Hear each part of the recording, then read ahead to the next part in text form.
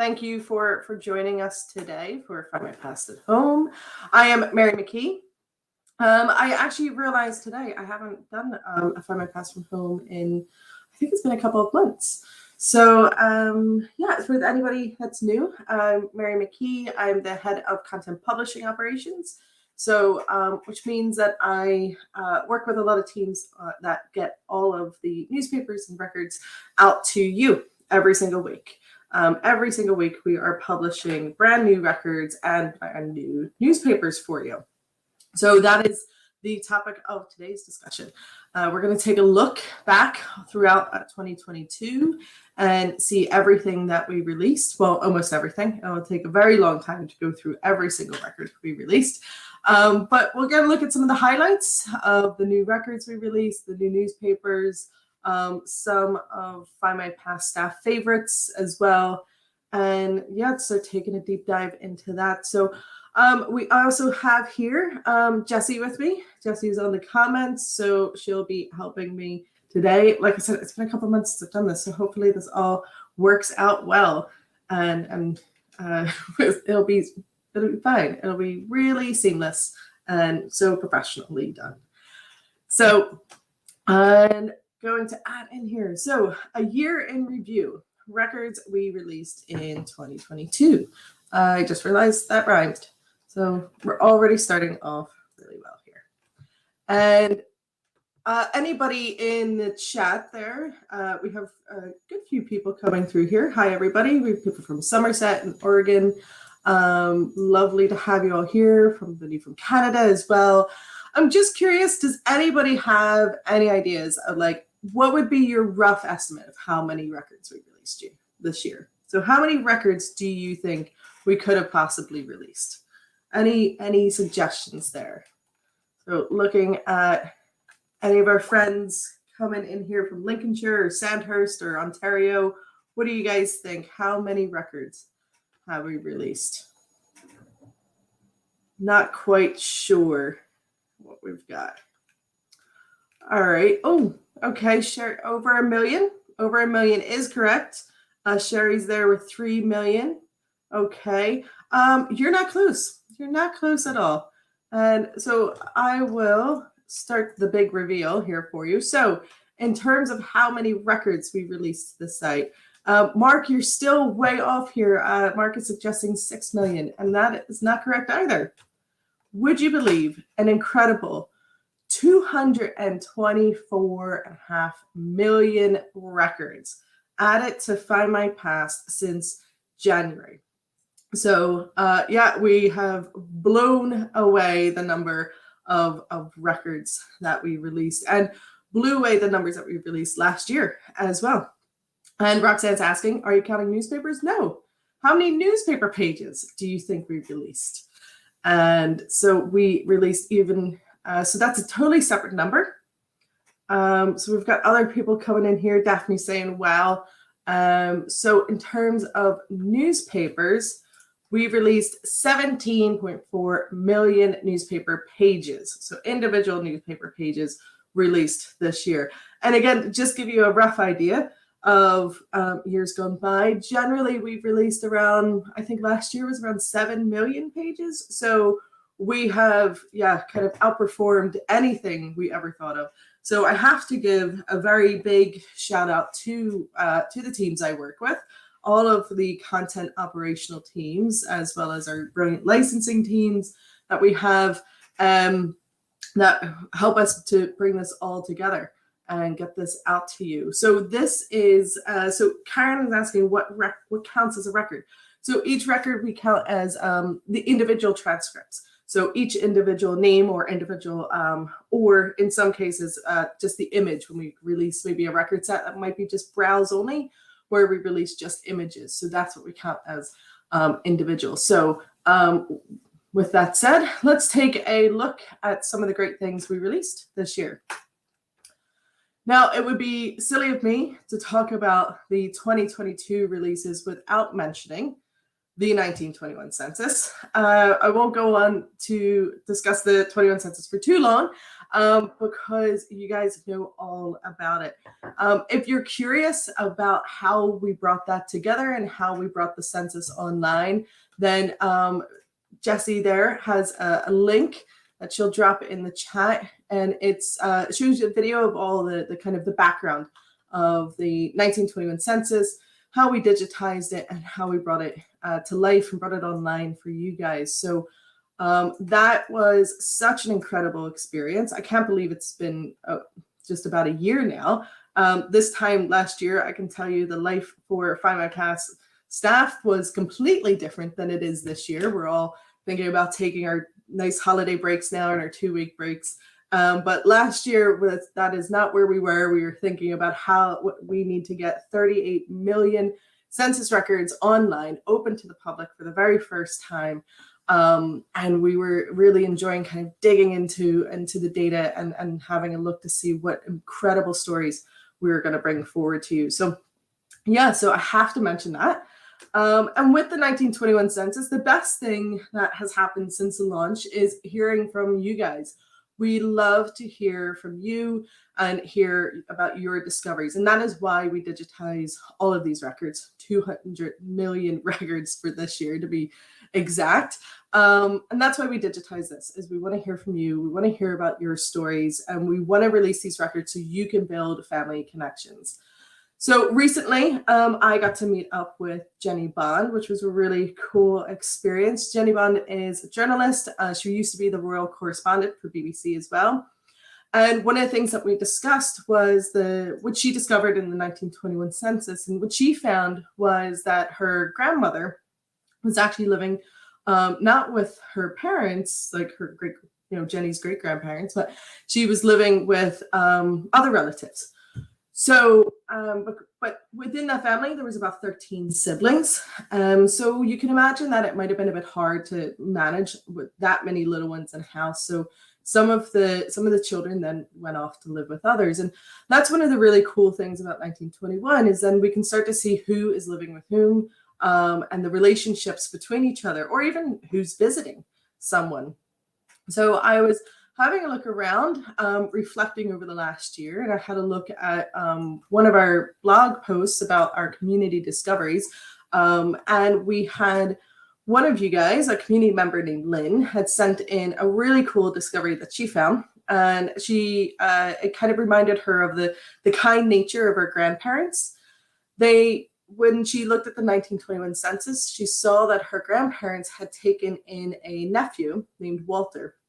A nephew, Walter was 14 years old, and you can see there in the census that it states that both his parents had died. So with the 1921 census, for the first time, it does ask about whether the children's parents are alive. So we find out that Walter's 2 parents had died. So that made Lynn want to investigate more. Of course, the next stop was to find Walter's parents' names and order their death certificates as well. So she was able to order a death certificate, found out that both his parents died in 1912. Eliza was his mother, and she had died from pulmonary tuberculosis and shock. So really interesting case there. And the other piece of the 1921 census that helped Lynn expand the story is the employer. So Walter, even though he's 14, he is working for a J.T. Little. So she decided to pursue this line of inquiry. And for the first time with the 1921 census, you get to see the full name of an employer. We never had that in census records before. And Lynn then discovered that J.T. Little, was a brother-in-law of her grandfather. So it looks like when you start piecing the story together that not only did her grandparents take young Walter in, but they also helped to set him up with a new job as well. So it creates a really lovely story from just one, individual simple record. You can go down so many avenues to discover so much more. So please keep sending in any of your discovery records, not only just about 1921, but any records that you come across on Findmypast. We love to hear more from you. So moving on, about keeping in line with thinking about census records, this year there was a massive release in the United States of the 1950 U.S. Census. So we do have a copy of those images on Findmypast. About 150 million images released with that. It's about 6.5 million population schedules. So you can kind of see from that image there, unfortunately, in the US, they don't have the individual census forms like we have with 1911 and 1921, well, that we have in the UK. But they have the census schedule. So more like those older enumerator books from 1891 that you see for the English and Welsh census forms. So I just felt like I had to call this one out because this was kind of exciting for me because my grandparents are in here.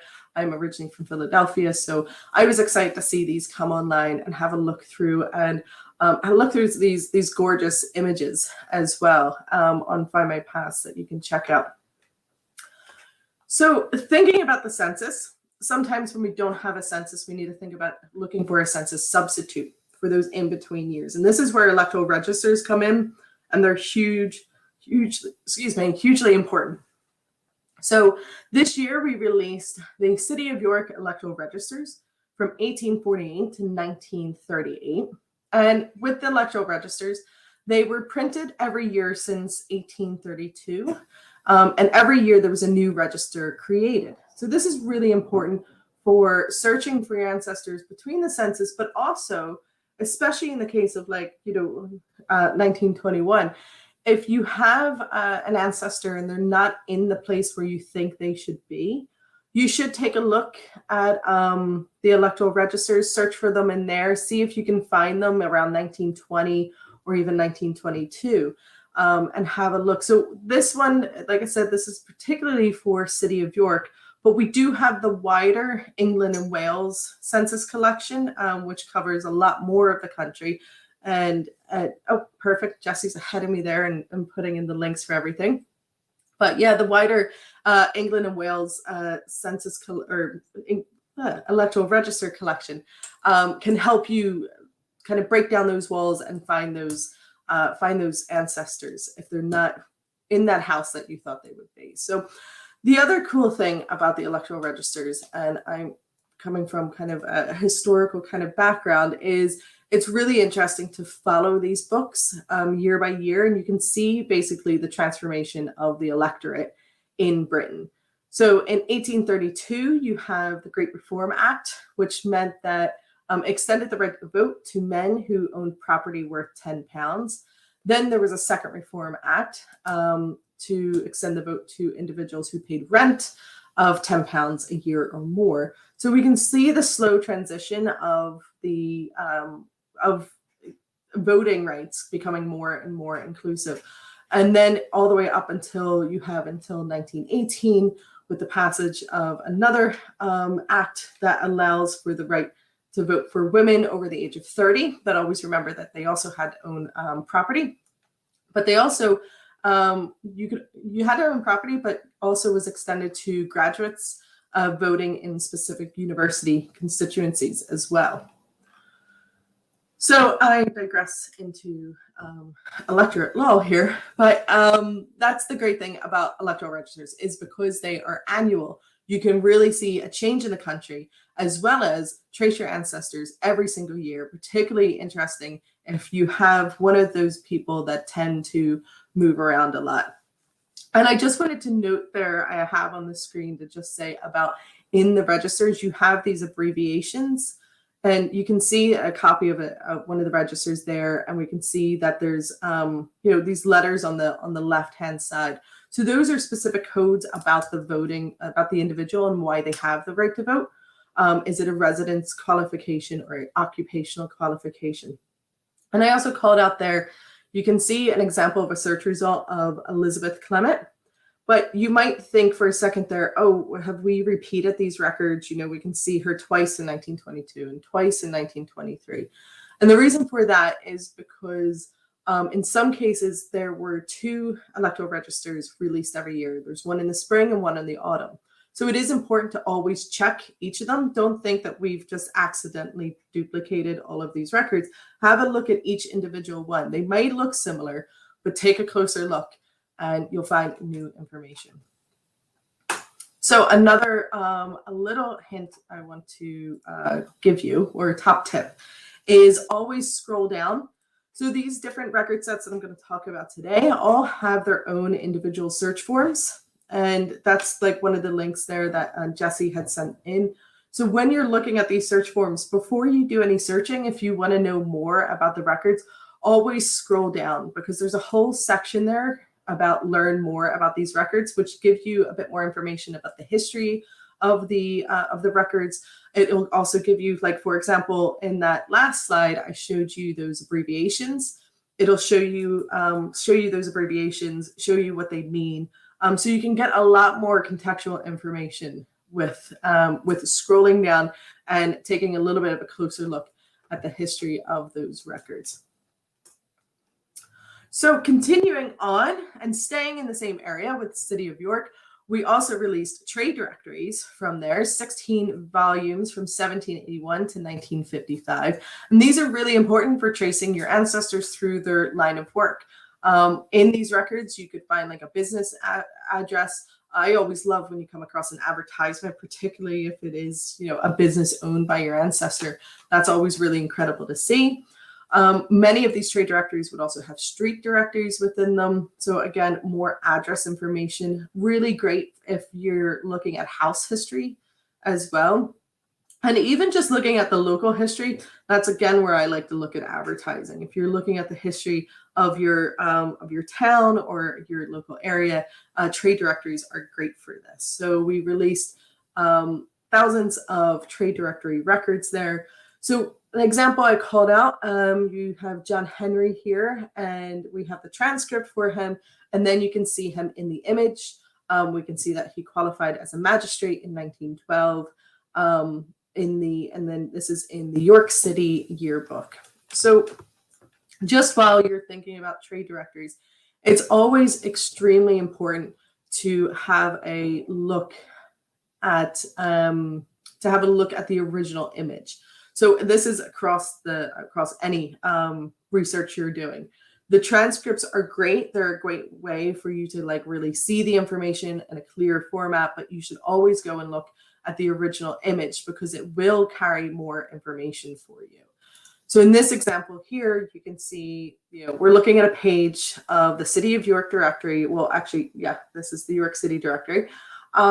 And if you came across one of the names on this, you might be a bit confused about what is this. You could have their name in the transcript, go to the image, and looking at the image, not totally sure what this means, but always look there. You have those arrows on the left and the right of the image, and that allows you to browse through or basically turn the page in the book so you can take a look. So if we go to the previous page, then you can see, oh, this list is like a continuation from the page before. It's talking about the members of the city council from 1937. And that particular list is a list of councilors. So it's really important to do that. So that way you have a better context about why is it that, my ancestor or the person that I'm looking for is appearing in this document. Right. What else did we release? Well, I wanted to call out the 1939 register, and you might be going, what do you mean? You released that like ages ago. But we also do release new records every single year from the 1939 register. There is a cutoff rule for the 1939 register that we don't release records of people born less than 100 years ago. So every year, 4 times a year, we're releasing new records. So this year, we released another 340,000 new records. So you can see in this example here, we have Henry Anders, who was born the 12th of December, 1922. So, and the cool thing I like about this one, and the reason why I called this example out, is you can see in this household, like the house is slowly unfolding. Like we don't know, it looks like Henry probably has, other siblings that potentially next year we're going to see. And then the following year, we might see another one. So we can just see this family slowly open up to us with the 1939 register. And Findmypast is the first place you will always find 1939 new records, so including this week. So top tip there from Jesse, yes, keep an eye out for this week's Friday releases. And just to have a whole list, like this is not even the full list of everything we release in terms of records. Like I said, we just don't have time to kind of go through everything. But some other highlights that we have: 2.1 million birth, marriage, and death records from Berkshire. And then we also released the Norfolk Churchyard Graves and Memorial Records. So you see an image of that on the left, where we have a partner that we worked with has taken photographs of the actual monumental inscriptions or tombstones, and then we have transcribed those as well. We added even more records to our Catholic collection for both Scotland and England. So we added more Catholic records from Salford, Birmingham, Westminster, and Glasgow. We released baptism, marriages, and burial records for Lincolnshire. And we also released more marriage license records for Norfolk. Those stretch from 1955 to 1557 to 1915. And in the Norfolk records, a colleague of ours, Charlotte, did a little bit of deep diving and found the marriage of Edward Rigby and Anne Dybell. I think I want to say her same name is. But Edward Rigby was a physician and a prolific writer, wrote a number of books on various subjects like pregnancy, agriculture, and sugar. Wide range there. He also witnessed the storming of the Bastille. He set up the Norfolk Benevolent Society to help with the relief of widows and orphans of medical men. And also within that same collection of marriage records, we found the founder of Coleman's Mustard. So a love of a condiment by many, I'm sure. And we also released the Yorkshire Sheffield crime courts and convict records, wide range of records there from 1769 to 1931. Included in that, we found some interesting cases. We have Edward Kershaw, who stole 15 pigeons in 1894. We have Bernard Robinson, who was 8 years old, and he was found stealing 18 boxes of chocolates. Well on you, Bernard, trying to get his sugar fix. Emma Brooks, who was 69 at the time, and she was caught stealing a skirt and a bodice twice within 3 days. So I love those kind of records where you get these neat, interesting little details about what the person actually did. Then in terms of international, so I've been looking at what we released for Great Britain, but internationally, we released even more records. We had records from Pennsylvania. We released a lot of records from Pennsylvania. I had to discuss that with my colleague today. I don't think there was an unconscious bias there. We just have really strong partnerships in Pennsylvania. But we released Episcopalian birth, marriage, and death records. We released a list of militia records from the Revolutionary War. And we also included from Canada the McGill University Honor Roll for the First World War. Then in Ireland, we released more birth and death notices from the newspapers. And coming out, you're getting a sneak peek here, coming out this week, we have Ireland licenses to keep arms. Those are from 1832 to 1836. So that's the image there on the right-hand side, so you can take a look at those. And we also released new records for Waterford, burial records, as well as town commissioner records. But give me more. What else? What else did we do? Well, like I mentioned, we have the Catholic records. So we grew our Catholic collection by 500,000 this year. And as another kind of sneak peek, do keep watch on Findmypast. We have even more Roman Catholic records. Our digitization teams have been really busy over the last 6 months, so we have even more material coming out for you soon. We added 600,000 military records, which span from the Boer War all the way out to the Second World War. So a wide collection there, giving us a really strong British military collection. If you're looking for your ancestors, it is likely that somebody in your family tree has served in the army or in the military. So do take a look at our military collection. We released, I know I called out a few of those birth, marriage, and death records like Lincolnshire, but we released 10.3 million records, life event type of records. Those are those vital records that help you to build your family tree. And those are also the type of records that we give you tree hints on. So every time you're playing in the Findmypast tree and you're updating your tree nodes, we're also refreshing our tree hints and giving you more and more hints to take a look at. Then we, also across what we released this year, 98 million records are only discoverable on Findmypast. So you can only catch it here, not just the 1921 census, but millions more can you only find with us. So shifting our focus, so we took a look at some of the records. So let's start looking at some of the newspapers that we released this year. So like I said, 17.4 million newspaper pages. It's been an incredible year. The teams have worked so hard, and it's been amazing to get this much out. And those pages were released across 819 newspaper titles. 412 of those are brand new newspapers. So here's just a list of the top 5 kind of largest releases. We have Leicester, we have Birmingham, Bristol, Torbay. It is Torbay. Actually, I did double check that one twice because I kept thinking maybe I've written that wrong and maybe it's supposed to be Torquay, but it is Torbay Express, and the Daily Record as well.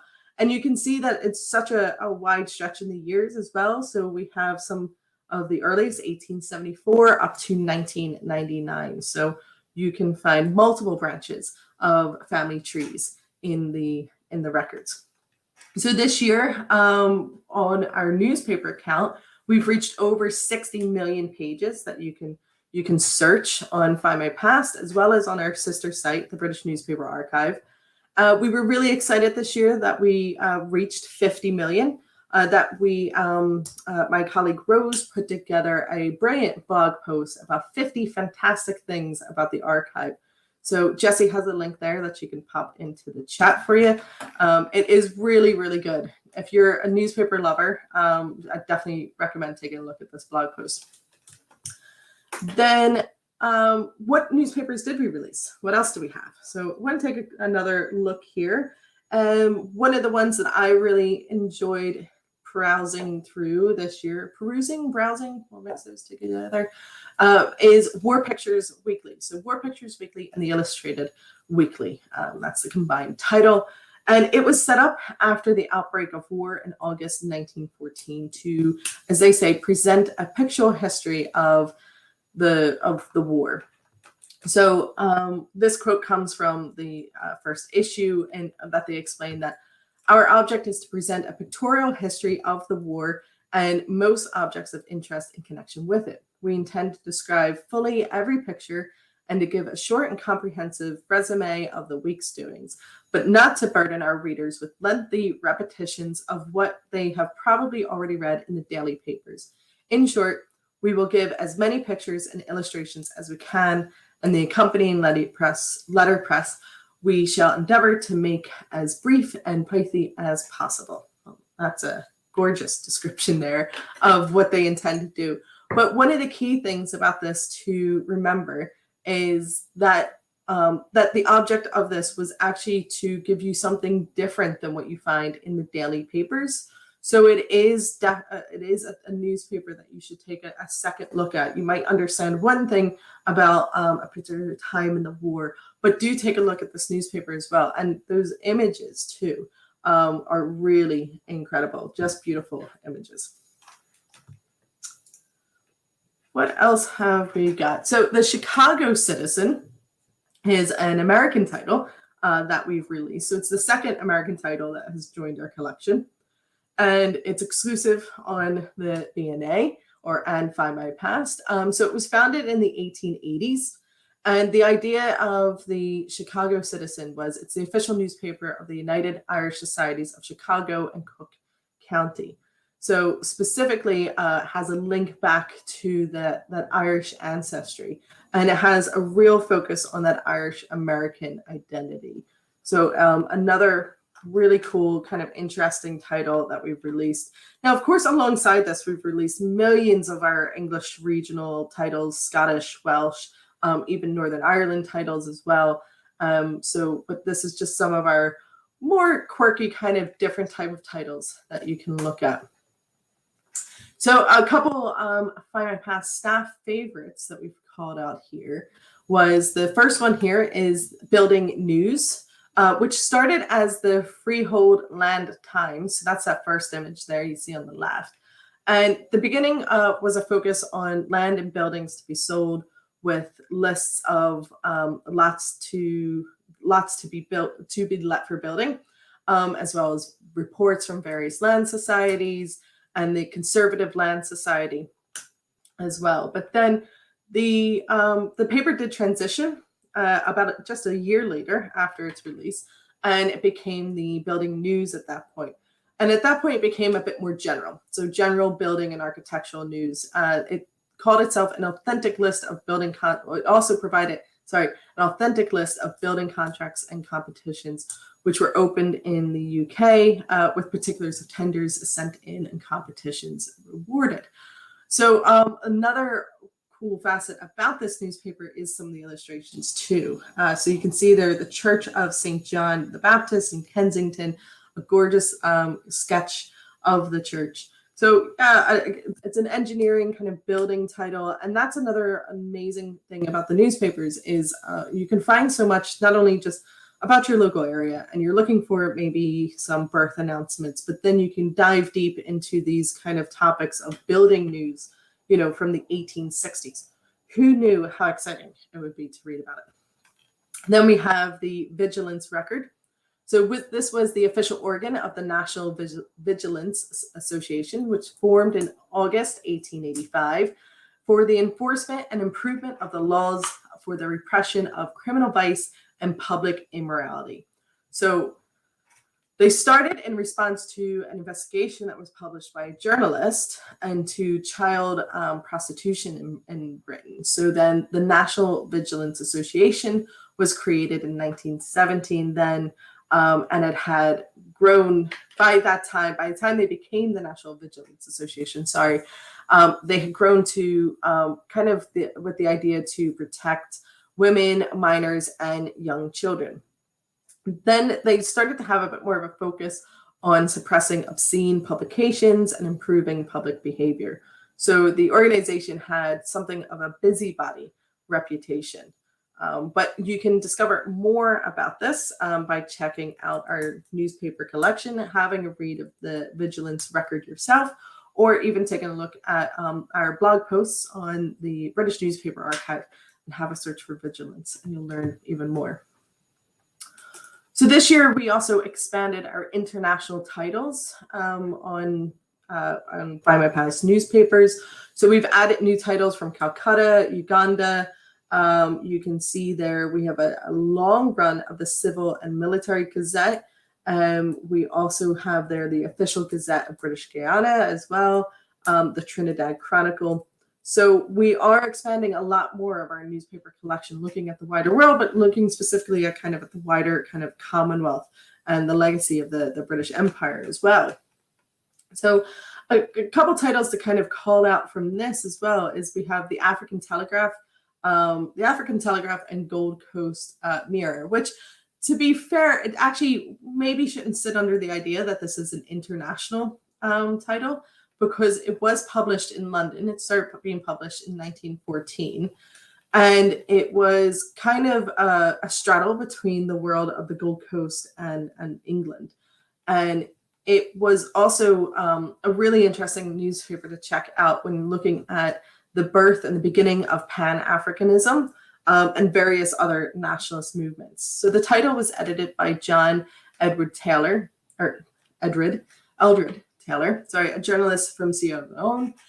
with contributions from a nationalist lawyer and politician and writer from the Gold Coast. So you can see in there a great array of photographs depicting life in West Africa, as well as pictures of dignitaries and even those of Nigerian troops as well. So it's a really fascinating title to take a look at. But as Jesse has added in there, you definitely, my colleague Rose has written amazing content and blog posts about these titles. So do take a look at those. And you might be wondering, okay, hopefully I've told you something new today, or maybe about a new newspaper title or a new record set. So you might be wondering, how do I find out about what's been released, or, what's coming up even? Well, that is through a couple ways. One is, of course, our Findmypast Fridays. And every Friday, we have the Friday Live here that you can check out that will tell you about the new releases, but you can also get the weekly email. So you can sign up to that through your account on Findmypast, or just take a look at it on the website, going to the blog. So if you go to the Help and More section, you can always check out what's new, and you can see the fabulous blogs there written by Jesse telling you what has come up. And then if you're interested in taking a look at some of these record sets that I've mentioned already, you can find those specifically by going to All Records. So when you go to the search bar, you can see All Records at the top there, and that'll give you a form that you can see down at the bottom that you can just start typing in really anything. So in this option here, I put in Kent, and you can see the extent of Kent records that we have there. You could put in City of York to go find those trade directories or electoral rolls, but you'll also come across the City of York apprentice records that we have there, as well as other kind of different types of records that we have for City of York. So even if you're interested in just workhouse records, just put in the word workhouse and you'll start to see some of the records that we have from there. So if you're not signed up to receive the Findmypast Friday email, you should do that right now. That should be your next task after you finish with us today. Before I wrap up, I did take a look here today at all of the new records and all of the new newspapers we released, but I just want to give a special little shout out to a couple of the new features that we have on the site. Now, this is just two of numerous new things that we release on the site. We are constantly looking at our family tree product, as well as just our overall search and what you guys are doing on the site and how we can help it to perform better for you and help you make the family connections that you're looking for. So one thing that we released this year is tree searching. So now for the first time, you can look to find out, okay, this is an ancestor that I'm looking for. What other trees do they appear in? So here's an individual I was looking for, Ruth May Gerling. So we can see that she's found in 8 other trees. A really cool part of this is at the bottom, you can see there how many people are in this tree. So it gives you a really good idea of okay, how big is this tree? Is this person just new to tree building? Am I going to find a connection here? It helps you kind of evaluate the whether you want to kind of pursue this line, because every time you're looking at a record or you're looking at a tree-to-tree hint or any of that, it is really good to just take a pause and just understand, okay, is this exactly who I want? And is this really good information for me? We can also see there that there's 12 immediate relations. And now we also have opened up user profiles. So that's my profile. I realized creating this presentation, I'm going to update that profile picture. Not the best of me. And then we, sorry, noise is going off here. So we have with the user profile, you can update your profile name. We can also see how active the individual is. One great thing that I saw today, I was playing around with this and I found this, Ruth May Gerling in another family tree. And then I realized it was actually my partner's aunt. So it's given me something new to talk to her about. I'm definitely going to have to send her a message later on today. To just say, hey, I didn't know you were pursuing the family tree. I have to share everything I've already found. So here, and pass that along. So you never know. Take a look this week at some of the tree-to-tree searches and have a look at who else is building trees related to you. It might give you something to talk about over your Christmas dinner or ahead of your New Year's celebrations as well. So just a big thank you to everybody for joining me today. Really appreciate it. I hope you enjoyed our year in review. I also have to say a big thanks to everybody at Findmypast. We have a great team here, and with that, we've been able to release millions of new records and newspapers for you and for you to make your family connections. And do reach out with those discoveries that you made. We want to hear from you all the time. We want to hear about everything that you're discovering as well. So with that, I'll just say good evening or good morning, depending on where you are in the world. Enjoy the rest of your day. And again, thank you for joining us. Okay.